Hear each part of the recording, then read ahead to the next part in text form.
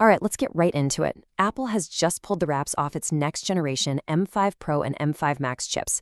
And honestly, they're poised to completely redefine pro computing. So we're about to break down exactly what makes them so incredibly powerful. Apple's throwing around some big words here, like unprecedented performance and efficiency.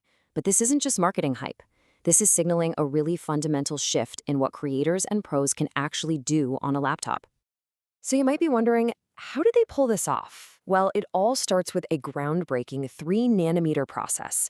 In simple terms, this just means the building blocks of the chip, the transistors, are smaller and packed way more densely than ever. What you get is a massive boost in speed, while, and this is key, dramatically cutting down on power use. This is literally the bedrock of all the M5's power. Okay, so now let's pop the hood and really see what makes these chips tick. We're going to unpack the key pieces of the puzzle that deliver this next level performance. First up, I just want to put a number out there, 40%. Kind of hangs in the air, right?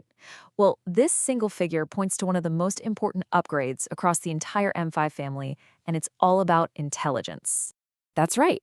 Both the M5 Pro and the M5 Max have a neural engine that is a staggering 40% faster than the M4 series. So what does that mean for you? It means any app that uses AI or machine learning, from editing photos to writing code, is about to get a serious speed boost. Another huge piece of this puzzle is unified memory. The best way to think about it is like a giant, super fast workbench. Instead of the CPU, GPU, and neural engine all having their own little toolboxes and wasting time passing things back and forth, they all have instant access to the same stuff, all at once. It just gets rid of bottlenecks and makes the whole system feel incredibly snappy.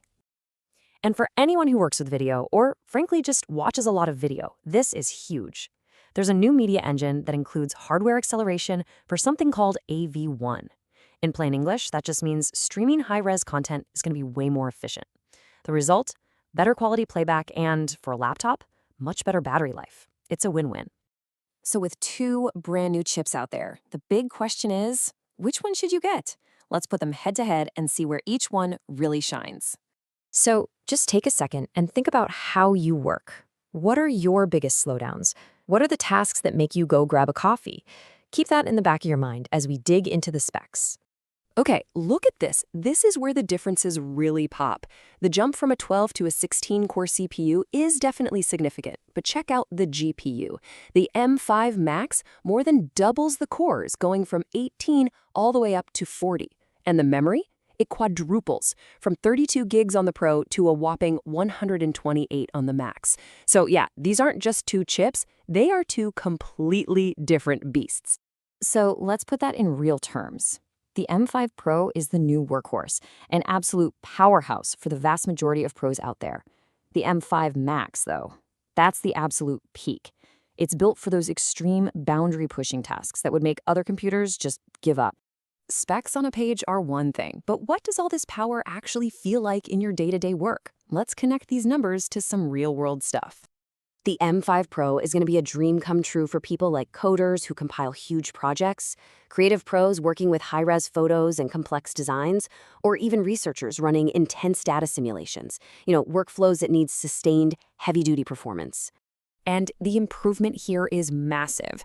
If you compare it to the M3 Pro from just a couple of generations back, you're looking at performance gains of up to 40%. That is a difference you will actually feel every single day.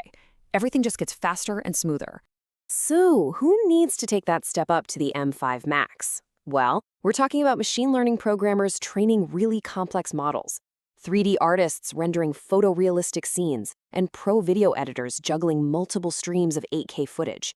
These are the folks whose timelines are measured in render hours, not minutes. And for them, the jump is even bigger.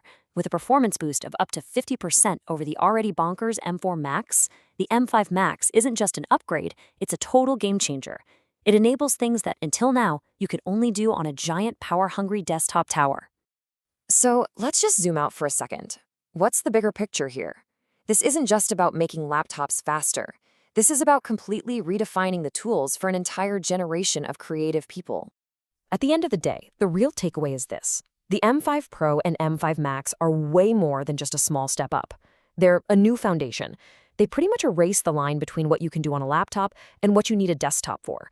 It gives pros the freedom to do their most ambitious work literally anywhere. And that leaves us with a really fascinating thought to end on. For so long, the technology itself has been the bottleneck, right? The thing standing between a great idea and actually making it happen. But now, with this much performance just sitting in a laptop, raw power isn't really the main limit anymore.